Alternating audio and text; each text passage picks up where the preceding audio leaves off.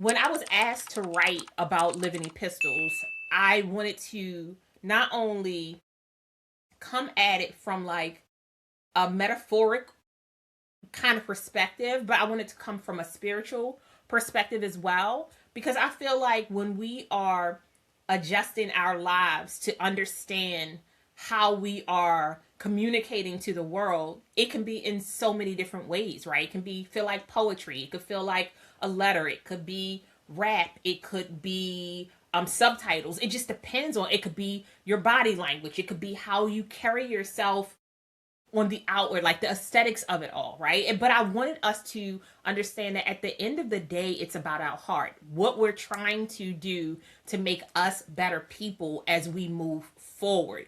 That was really big for me. And Second Corinthians talks about being a walking letter, being a letter to the world. And it was like, I get what you're saying, right? It's like, how do we communicate? How do our children read us? How do our colleagues read us? How do our moms read us? Our spouses, our husbands, people in the world, our friends? And how do we navigate this world that can be difficult sometimes to read and not just see the outward appearance, how we see, like to be able to see into who a person is? And do we have to always have on this perfectionist suit? How do we always have to wear this suit of armor in order to live, or are we allowed to let those things down? Now, I will say that as a Black woman, I don't feel like I'm allowed to let a lot of things down. And people who know me know, I will tell you, A, I wear wigs, B, I love makeup because I do, and C,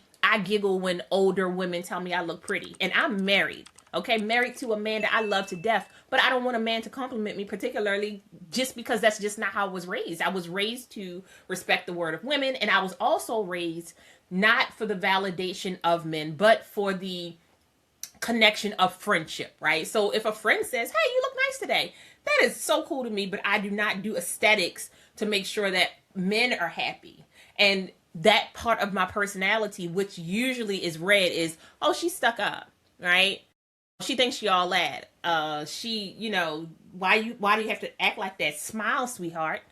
I'm like, baby, I wasn't put on earth to perform for you. I was put on earth to make sure that whatever mission I was given, I complete that mission before my time is up. And since I don't know when that's up, I can't perform for you. One, I don't have any rhythm. Number two, this mouth say a lot of weird things.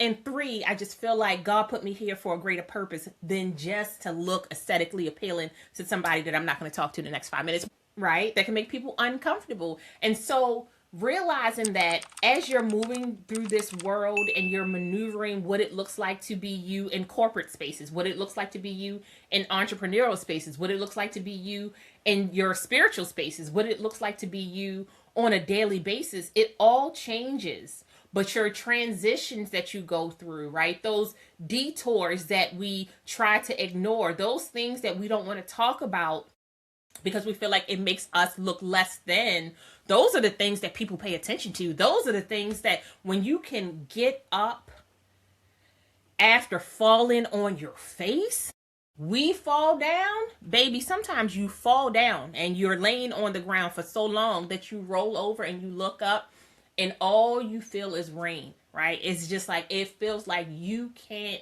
figure it out. And you get to the point where you get so tired of laying down that you roll over and you try to crawl, right? And as you're crawling, you're feeling more secure about who you are and where you are in your space. And then you kneel up. And as you're kneeling up, you might start praying. You might start chanting. You might start using your mantras and your affirmations, right? You are connecting with your spiritual self so well that it allows you to put that one foot straight on the ground and you stand up. Now, maybe your knees are weak, maybe they're a little bit wobbly, but you still do it, right? And when you stand up, it gives you so much hope.